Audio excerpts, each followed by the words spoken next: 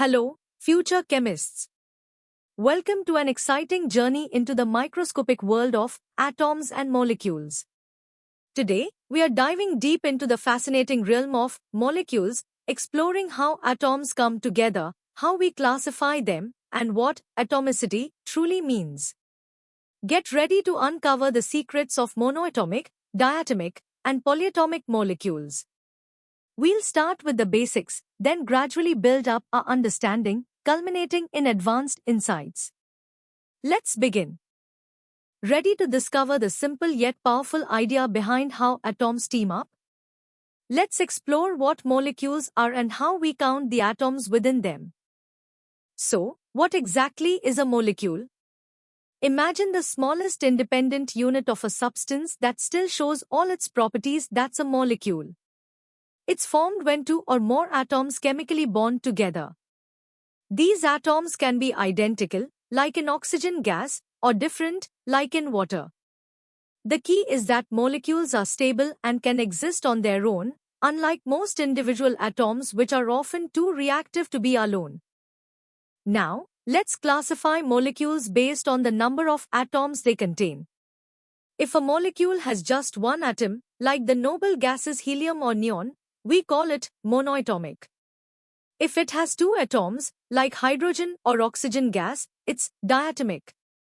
And if it has more than two atoms, whether 3, 4, or even 8 like sulfur, we call it polyatomic. This count, the number of atoms in a molecule, is what we define as atomicity. Time to test your understanding of these fundamental concepts.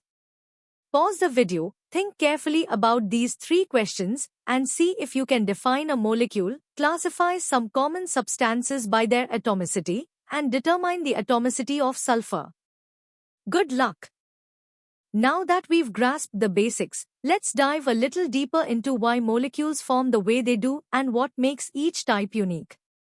Molecules are truly the building blocks of matter, and their formation is driven by a fundamental principle: stability.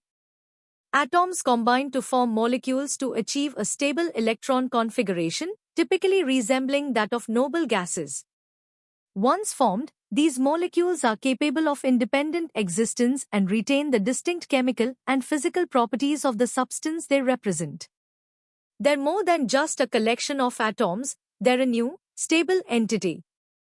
Let's look at our classifications again, with more detail. Monoatomic molecules, like helium or argon, are the loners because their atoms are inherently stable with full outer electron shells, requiring no partners. Diatomic molecules, such as oxygen or nitrogen, achieve stability by forming strong covalent bonds between two identical atoms.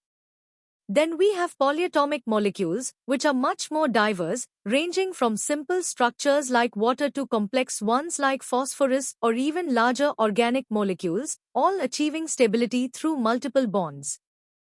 Atomicity isn't just a count, it's a defining property that gives us crucial insights. It tells us about the structural complexity of a molecule and helps us differentiate between different forms of the same element, like O and O.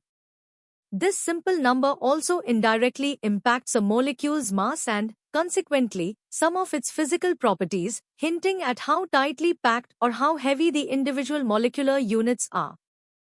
Alright, let's challenge your understanding with these 5 questions.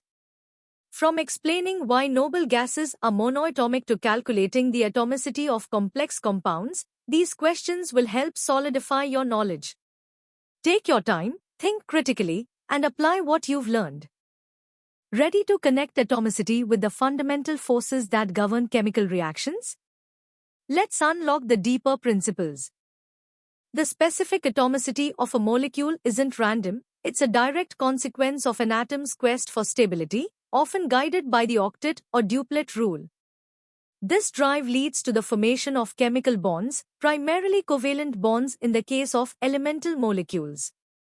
Furthermore, an atom's valency, its combining capacity, precisely dictates how many other atoms it will bond with, directly influencing the final atomicity of the resulting molecule, whether it's an element or a compound.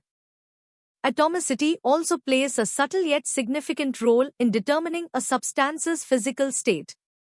Monoatomic and simple diatomic molecules generally have weaker intermolecular forces, leading to them being gases at room temperature.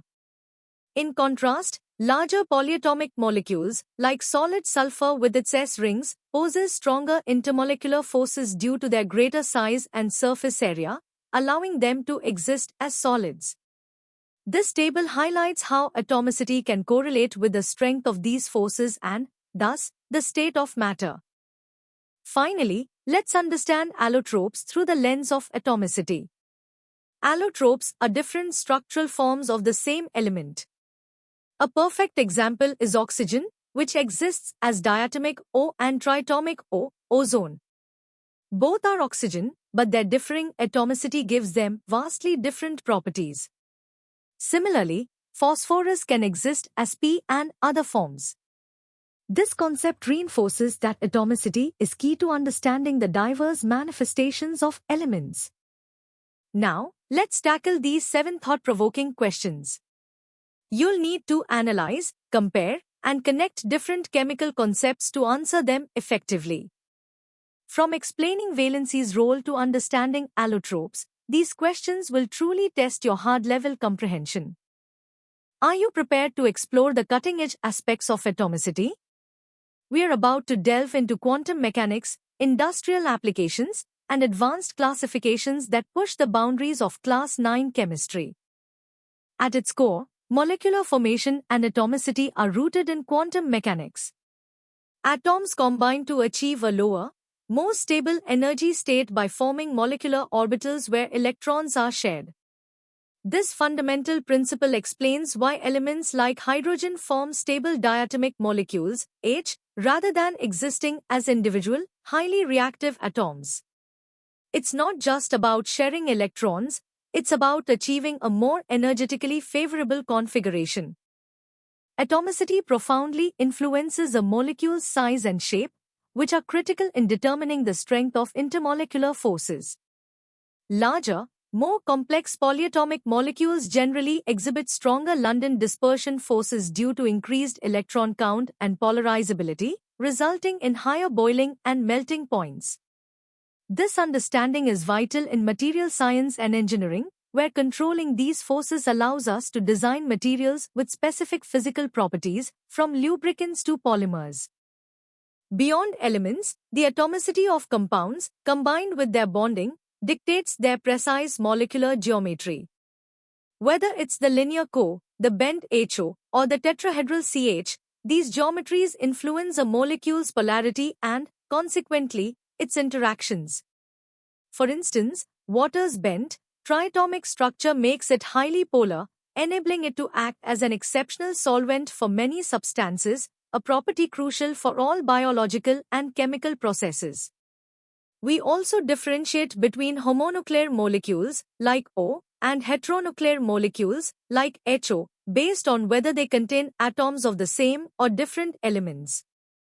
The practical applications of atomicity are vast.